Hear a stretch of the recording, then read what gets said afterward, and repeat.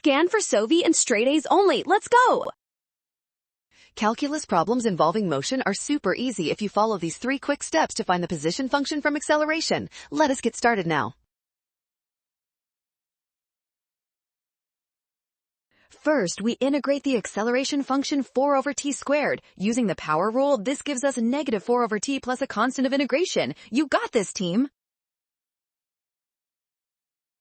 Next, we integrate the velocity function. The integral of negative 4 over t is negative 4 times the natural log of t plus the linear term and a second constant. Looking at a result, we see that the logarithmic term is the defining characteristic. Option C matches this form perfectly, assuming the constants are 0. Boom, we are done!